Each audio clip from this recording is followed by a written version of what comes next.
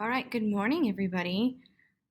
Today, I want you to ensure that you have completed all three different responses in our Padlet and that you've also incorporated your GIF or your meme for yesterday for your mood. Today, you guys are going to watch a TED Talk. It's a little bit long, but if you speed it up or simply read through and skim through the transcript, you'll be able to get through it in less than 15 minutes. But now more than ever, we really need to be able to disagree productively, meaning I don't expect everybody to agree with everything, but we do need to make sure that we know how to find common ground.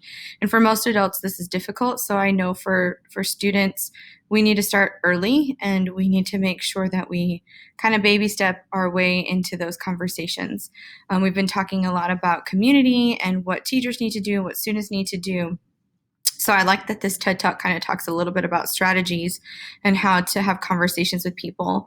When you're done, you're going to click on this TED Talk discussion board, and I've given you 3 different questions to consider. You only need to answer 2 of them. You don't have to tell me which 2, just make sure I can understand which 2 you're responding to within your answers. So number 1 says, discuss the purpose of creating an effective sense of community. I believe I mistyped that. I'll fix that for later. And establishing connections in the classroom, meaning why is it important to have a really cool class where you feel safe and comfortable going to, not just because of the people who are in it, but the whole climate. Number 2 is asking, what is the main message of this TED Talk? What's the so what of it? And then number 3, how does the message in the video apply to you as a member of our particular class community? So again, you're just answering 2 of the 3. You don't have to answer all 3. And then when you go back to Thursday's assignments, you do have a little bit of homework tonight, but don't freak out. It's not that hard, and I've already done it. So if I can do it, I can respectfully ask that you do it as well.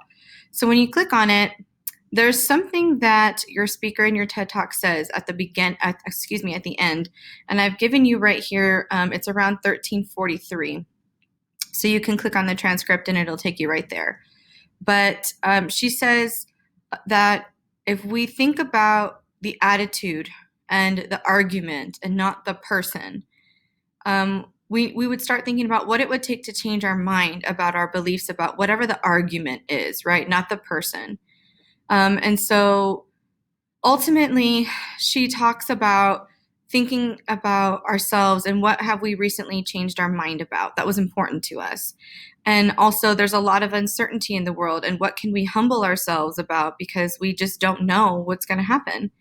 So I'm going to ask that you create a list of moments or experiences that you can relate to changing your mind about something important to you. It doesn't have to be a lot, 2 or 3, maybe 5. I'll show you mine in just a second.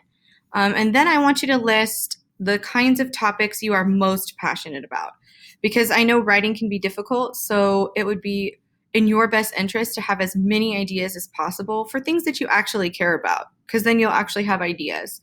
So here's my example. I did mine on notebook paper, and I just took a picture of it and I uploaded it here. So for my experiences that I've recently changed my mind about, I recently moved out of my house. It was the first house I ever lived in, and I lived there for 8 years. It was in, my name. I bought it, and now we're building a new house. And so I never thought I would do that. So that's something I changed my mind. That's really hard to send my kids to school or keep them in virtual learning. I know a lot of your families are also considering those ideas as well. For me, what's difficult is knowing when to be quiet about something and when to speak up and be honest, because I know conversations are hard, but sometimes there's a way to be honest without being cruel. Toxic friendships are always difficult, whether or not to stay in those friendships. I recently considered a teaching position at Harlan, but I ended up staying at Brandeis because I got my dual credit job here. And so that was another thing that I really had to think about, whether or not I wanted to move or if I wanted to stay. And then ultimately, anything with the coronavirus. Sometimes I change my mind about what I could have fear about or I could be cautious about. And sometimes I choose to remain ignorant because I just don't want to take any more facts. So those would be my examples of my personal experience, but you can list maybe 2 or 3 things, and they don't have to be these big, profound things. It's just you might have had one perspective going into your experience and came out with another. And then at the bottom, here are some of the topics that I care about. You'll see a lot of them fall around teaching, teacher rights, the teenage brain, making sure students have choice and can use their voices. I have a really big issue about internet being a luxury and not a utility. I think everybody should have it in their homes just like they have air conditioning. Pop culture, I love using anything with pop culture and trying to stay relevant. So you can see my list here, and that kind of gives you an idea about what I'm most passionate about regarding having lots of ideas.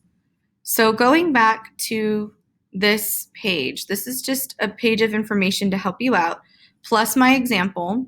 And then you're going to upload your form, okay? Either your picture of your notebook paper, or if you type it in a Google Doc, that's fine. You can upload it here as well.